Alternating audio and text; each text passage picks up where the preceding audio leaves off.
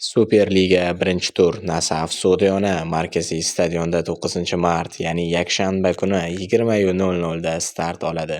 Shunday ekan, Nasaf va Sog'diyona futbol klublarining o'zaro o'yinlarini taqqoslaymiz. Umumiy statistika 2024-yil noyabr oyidagi ma'lumotlarga ko'ra, Nasaf va Sog'diyona jamoalari o'rtasida jami 49 ta o'yin o'tkazilgan.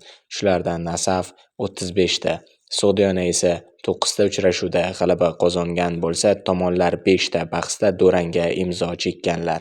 To'plar nisbati esa 97 ga 41. Tabiiyki, eng ko'p g'alaba qozongan jamoa Nasaf foydasiga. So'nggi o'yinlar 16-iyun 2024-yil. Sog'diyona o'z maydonida Nasafni 1-0 hisobida mag'lub etdi. 9-noyabr, xuddi shunday 2024-yil. Nasaf o'z maydonida Sog'diyonaga o'sha hisob 0-1 da imkoniyatni boy berdi.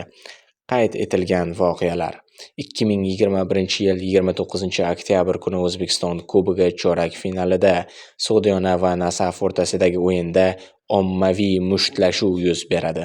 Uchrashuvning 90-daqiqasida Nasaf himoyachisi Umar Eshmurodov Sog'diyona hujumchisi Bahodir Nasimovga boshi bilan zarba beradi, bu esa janjalga sabab bo'lgan.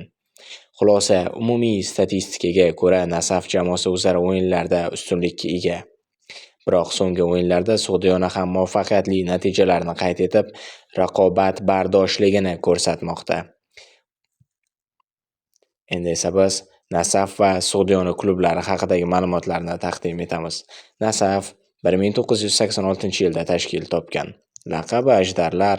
Muvaffaqiyatlariga keladigan bo'lsak, eng katta yutug'i yakunlangan mavsumda mamlakat chempionligini qo'lga kiritgani bo'lsa, 2011-yilda Osiyo Chempionlar Ligasini g'olibi bo'lgan. Bu ikkinchi musobaqa edi. Shuningdek, 4 karra O'zbekiston Kubogi sohibi. O'yin uslubi hujumkor futbol, pressing va tezkor kombinatsiyalar. Sog'diyona esa 1970-yilda tashkil etilgan. Laqabi Bo'rilar. Muvaffaqiyatlari: 1992-yilda O'zbekiston Oliy Ligasining bronza medaliga sohib bo'lgan. Shuningdek, yaqinda ham bronza medalini takrorladi. 2021-yilda O'zbekiston Kubogida finalda ishtirok etib mag'lubiyatga uchragan.